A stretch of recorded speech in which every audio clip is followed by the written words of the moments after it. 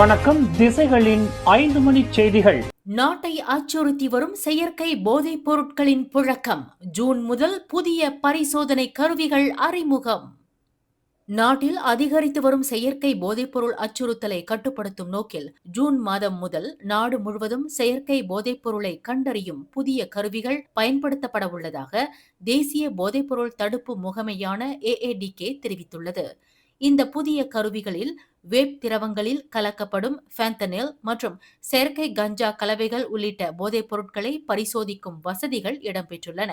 இந்த பரிசோதனை கருவிகளானது நாடு முழுவதும் உள்ள அமலாக்க அலுவலகங்களுக்கும் விநியோகிக்கப்பட்டுள்ளதாகவும் அக்கருவிகள் சோதனை நடவடிக்கைகளில் ஈடுபடும் அதிகாரிகளால் பயன்படுத்தப்படும் என்றும் AADK தலைமை இயக்குநர் டத்தோ ருஸ்லின் ஜூசோ தெரிவித்துள்ளார்.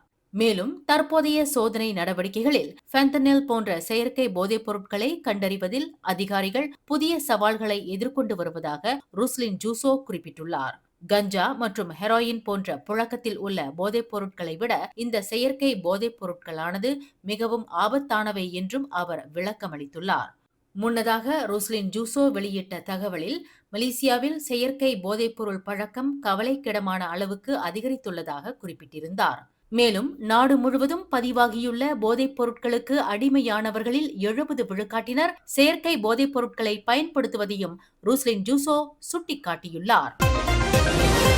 கிளாந்தான் தாய்லாந்து எல்லைப் பகுதிகளில் பாதுகாப்பு நிலைமை கட்டுக்குள் இருப்பதாக அம்மாநில போலீசார் உறுதிப்படுத்தியுள்ளனர். அப்பகுதிகளில் வாழும் பொதுமக்கள் இதுகுறித்து அச்சமடைய வேண்டாம் என்றும் போலீசார் கேட்டுக் கொண்டுள்ளனர். கடந்த மே 25ஆம் தேதி பட்டாணி பகுதியில் தாய்லாந்து போலீஸ் அதிகாரி ஒருவரை குறிவைத்து நடத்தப்பட்ட ஆயுத தாக்குதலை தொடர்ந்து இந்த தகவலை மாநில போலீசார் வெளியிட்டுள்ளனர். இஸ்லாமிய பெண்களைப் போல் உடையணிந்து ஆயுதமேந்தி வந்த 4 பேர் பள்ளி ஒன்றின் வெளியே தாய்லாந்து போலீஸ் அதிகாரியை நோக்கி சுட்டதில் அந்த அதிகாரியின் மனைவி உயிரிழந்தார். இது குறித்து கிளாந்தான் மாநில போலீஸ் தலைவர் முகமது யூசுப் மாமாட் கூறுகையில், நாட்டின் இறையாண்மைக்கு அச்சுறுத்தலாக அமையக்கூடிய எந்த ஒரு சம்பவத்தையும் தடுக்க எல்லை நுழைவு வாயில்களில் 24 மணி நேர கண்காணிப்பும் ரோந்து பணிகளும் வலுப்படுத்தப்பட்டுள்ளதாக தெரிவித்துள்ளார். சட்டவிரோத குடியேற்றம், எல்லை தாண்டிய குற்றச் செயல்கள் மற்றும் பிற பாதுகாப்பு அச்சுறுத்தல்கள் தொடர்பாக போலீசார் தொடர்ந்து கூடுதல் எச்சரிக்கையுடன் இருப்பதாகவும் அவர் குறிப்பிட்டுள்ளார். ஸ்லாங்கூர் மாநிலம் தஞ்சோங் சப்பாட் பகுதியில் உள்ள சுமார் 30 பன்றி பண்ணைகளில் வளர்க்கப்படும் 11,000 பன்றிகள் அங்கிருந்து அகற்றப்பட்டு வருவதாக அம்மாநில அரசு தெரிவித்துள்ளது. இதுகுறித்து மாநில உள்கட்டமைப்பு மற்றும் வேளாண்மை குழு தலைவர் இசாம் அஷிம் வெளியிட்டுள்ள தகவலில், பன்றிகளை அகற்றும் நடவடிக்கைகள் படிப்படியாக மேற்கொள்ளப்பட்டு வருவதாக தெரிவித்துள்ளார். மேலும் தற்போது அங்கு வளர்க்கப்படும் பன்றிகள் இன்னும் முழுமையாக வளர்ச்சி அடையாததால் அவற்றை இறைச்சி கூடங்களுக்கு அனுப்பவோ அல்லது அழிக்கவோ முடியாது என்றும் அவர் குறிப்பிட்டுள்ளார். இதனிடையே கம்போங் லடாக் தும்போ பகுதியில் செயல்பட்டு வந்த பன்றி பண்ணைகள் மூடப்பட உள்ளதாக கடந்த ஜனவரி மாதம் அறிவிப்புகள் வெளியாகின. இந்நிலையில் தஞ்சோங் சப்பாட் பகுதியில் உள்ள பன்றி பண்ணை உரிமங்களை புதுப்பிப்பதற்கு மாட்சிமை தங்கிய ஸ்லாங்கூர் மாநில சுல்தான் ஷரஃபுடின் இட்ரிஸ் ஷா ஒப்புதல் வழங்க மறுத்ததை அடுத்து அப்பண்ணைகளையும் மூடும் நடவடிக்கைகள் மேற்கொள்ளப்பட்டதாக தெரிவிக்கப்பட்டுள்ளது. மலேசியாவின் பிரபல சுற்றுலா தலமான லங்காவியில் விடுமுறை காலத்தை முன்னிட்டு சுற்றுலா பயணிகள் பெருமளவில் குவிந்து வரும் நிலையில் அங்கு படகு சவாரிக்கான விற்பனை உச்சத்தை தொட்டுள்ளது.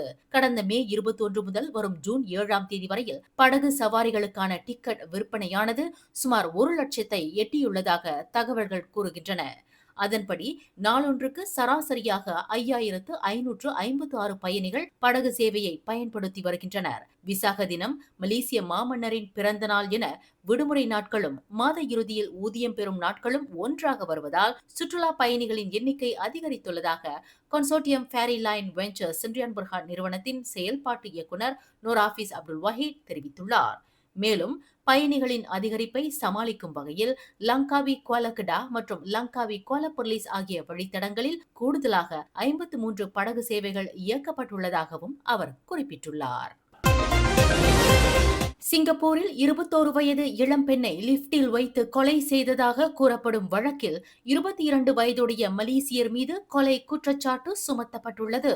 ஃபைஸ் உமார் என்ற அந்த நபர் கடந்த செவ்வாய்க்கிழமை இரவு 8:53 மணி முதல் 9:22 மணி வரை சுவா சூகாங் அவென்யூ 2 பகுதியில் உள்ள பிளாக் 248 லிப்ட் ஏவில் சுவா பி திங் என்ற 21 வயது பெண்ணை கொலை செய்ததாக குற்றம் சாட்டப்பட்டுள்ளார். தேசிய பல்கலைக்கழக மருத்துவமனையில் உள்ள விசாரணை நீதிபதி முன்னிலையில் இன்று ஆஜர்படுத்தப்பட்ட அவர் மீது அக்குற்றச்சாட்டு சுமத்தப்பட்டது. எனினும் குற்றப்பத்திரிகையில் அப்பெண் எவ்வாறு கொலை செய்யப்பட்டார் என்பது குறிப்பிடப்படவில்லை. இக்குற்றச்சாட்டில் ஃபைஸ் உமார் குற்றவாளி என நிரூபிக்கப்பட்டால் சிங்கப்பூர் சட்டப்படி அவருக்கு மரண தண்டனை விதிக்கப்படலாம். உணவு விநியோக ஊழியர் ஒருவர் மீது சூப் வீசியதாக குற்றம் சாட்டப்பட்ட ஃபேமிலி மார்ட் மலேசியா நிறுவன ஊழியர் ஒருவர் பணியில் இருந்து இடைநீக்கம் செய்யப்பட்டுள்ளார். இதுகுறித்து ஃபேமிலி மார்ட் நிர்வாகம் வெளியிட்டுள்ள அறிக்கையில், தங்களது கடைகளில் யாரிடமும் மரியாதையற்ற, பாதுகாப்பற்ற அல்லது ஒழுங்கீனமான நடத்தையை நிர்வாகம் ஒருபோதும் சகித்துக் கொள்ளாது என்று குறிப்பிட்டுள்ளது. மேலும் நடந்த சம்பவம் தொடர்பாக உள் விசாரணை நடைபெற்று வருவதால் அந்த ஊழியர் தற்காலிகமாக இடைநீக்கம் செய்யப்பட்டுள்ளதாகவும் தெரிவிக்கப்பட்டுள்ளது. சம்பந்தப்பட்ட ஃபேமிலி மார்ட் ஊழியருக்கும் உணவு விநியோக ஊழியர் ஒருவருக்கும் இடையே ஏற்பட்ட வாக்குவாத காணொலியானது சமூக ஊடகங்களில் வைரலாகி பரவி வரும் நிலையில் ஃபேமிலி மார்ட் நிர்வாகம் மேற்கண்ட அறிக்கையை வெளியிட்டுள்ளது. அக்காணொலியில் உள்ள தகவலின்படி இச்சம்பவமானது கொத்த டமான்சராவில் உள்ள த கா வணிக வளாகத்தில் உள்ள ஃபேமிலி மார்ட் கடையில் நடந்ததாக நம்பப்படுகின்றது. ஜலான் சராஸ் பகுதியில் உள்ள சுங்காய் கராயோங் ஆற்றில் அடையாளம் தெரியாத ஆடவர் சடலம் ஒன்று மீட்கப்பட்டுள்ளது. நேற்று மாலை சுமார் 5:13 மணியளவில் ஆற்றில் மிதந்த அந்த சடலத்தை கண்ட பொதுமக்கள் போலீசாருக்கு தகவல் தெரிவித்ததாக சராஸ் மாவட்ட போலீஸ் தலைவர் ரோஸ்டி டவுட் தெரிவித்துள்ளார். மீட்கப்பட்ட சடலத்தில் குற்ற செயலுக்கான எந்த அடையாளங்களும் இல்லை என்பது முதற்கட்ட விசாரணையில் தெரிய வந்துள்ளது. இந்நிலையில் அச்சடலமானது பிரேத பரிசோதனைக்காக சான்சலர் துவான்கு மோரிஸ் மருத்துவமனைக்கு அனுப்பப்பட்டுள்ளதாகவும் ரோஸ்டி டவுட் குறிப்பிட்டுள்ளார். இந்த வழக்கு தற்போது திடீர் மரணமாக வகைப்படுத்தப்பட்டு விசாரணை செய்யப்பட்டு வருகின்றது. மேலும் செய்திகளை தெரிந்து கொள்ள கீழே இருக்கும் பெல் பட்டனை அழுத்துங்கள். உங்கள் மகிழ்ச்சியை வெளிப்படுத்த லைக் மற்றும் ஷேர் செய்யுங்கள். தொடர்ந்து திசைகளோடு இணைந்திருக்க சப்ஸ்கிரைப் செய்யுங்கள்.